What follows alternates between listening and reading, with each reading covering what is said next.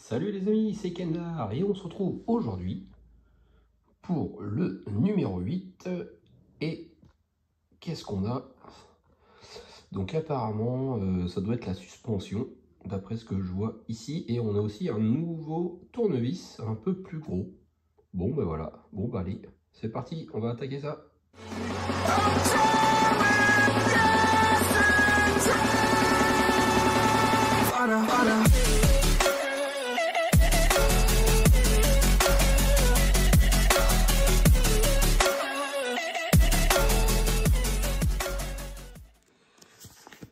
Alors, qu'est-ce qu'on a cette semaine? Le système de suspension avant. Donc voilà, c'est bien ce qui me semblait. Donc tout ce que vous voyez là, c'est tout en métal. Je pensais que ça serait du plastique. En fait, non, même cette pièce-là, elle est assez lourde. Ça aussi, c'est en métal. Et même ces petites pièces-là, non, mais ces pièces-là, si, ces pièces-là, si, c'est du métal aussi. Alors,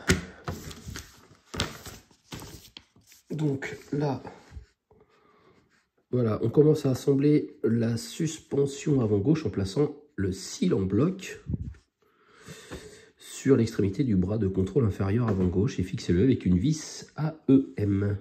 Ok, donc il faut prendre l'extrémité du bras de contrôle inférieur avant gauche. Alors est-ce que c'est écrit du coup dessus? Je vois que c'est écrit R, donc ça c'est droit.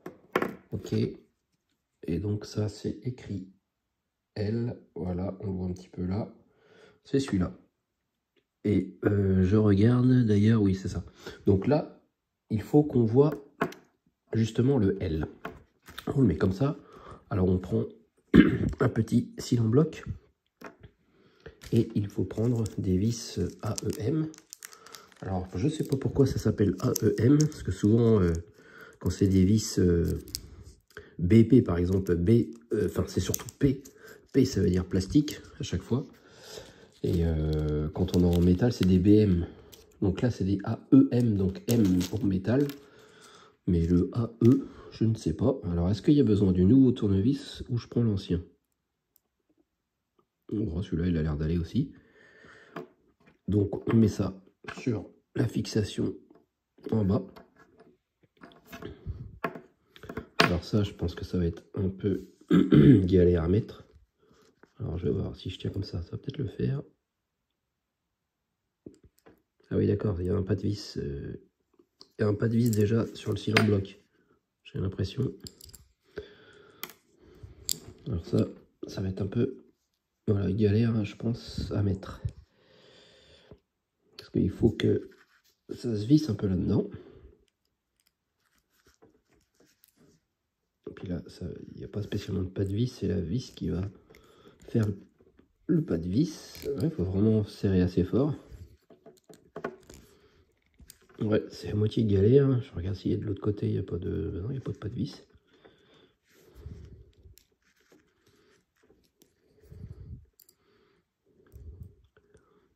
Ouais, c'est un peu galère. Alors, je vais essayer. Au cas où, il y a peut-être un côté qui est plus grand que l'autre.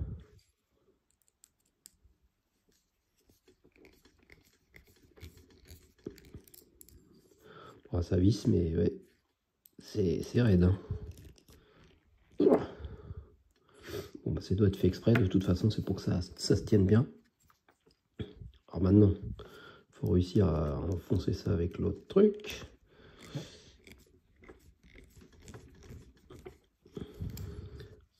Bon, ça va. Une fois qu'on a passé le début, c'est plus facile. Donc là, il faut maintenant réussir à aller de l'autre côté.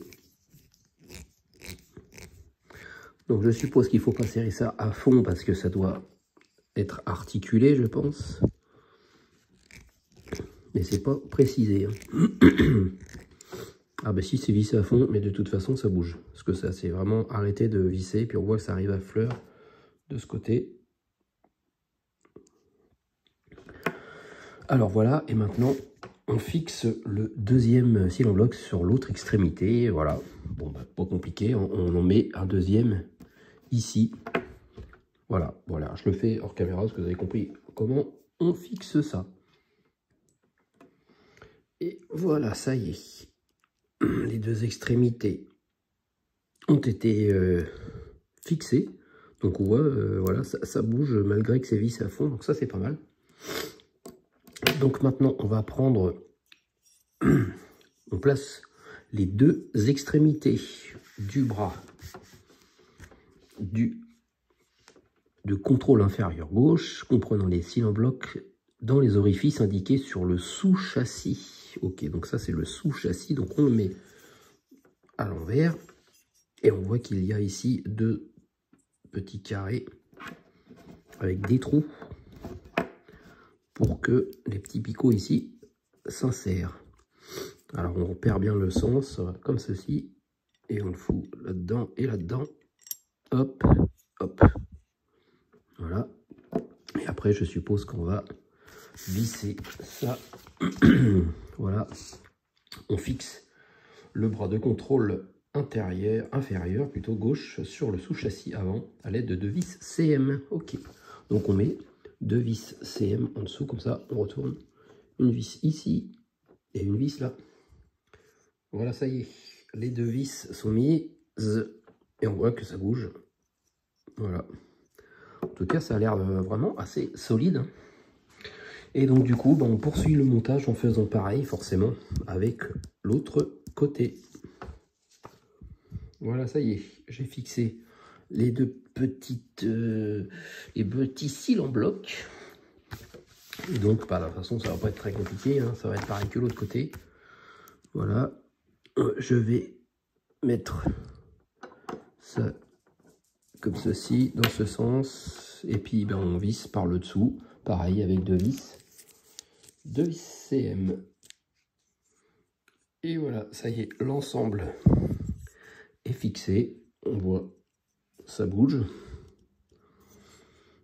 et c'est du coup fini pour ce numéro. Voilà ce qu'on avait à monter, bon, pas grand chose, hein, comme un peu les débuts à chaque fois, hein, des maquettes à monter.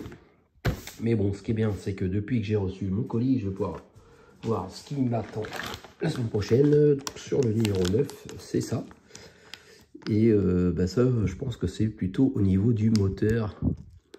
Je dirais, j'ai l'impression que c'est plus au niveau du moteur. Voilà, bon, on verra bien. Ce qui est dommage, c'est qu'on attaque un peu la suspension, après on repart sur le moteur, on fait pare-choc. Bon, voilà, c'est toujours un petit peu éparpillé au départ, hein, mais bon, c'est comme ça. Bon, merci de m'avoir suivi, les amis. On se retrouve la semaine prochaine pour le numéro 9. Allez, salut, salut!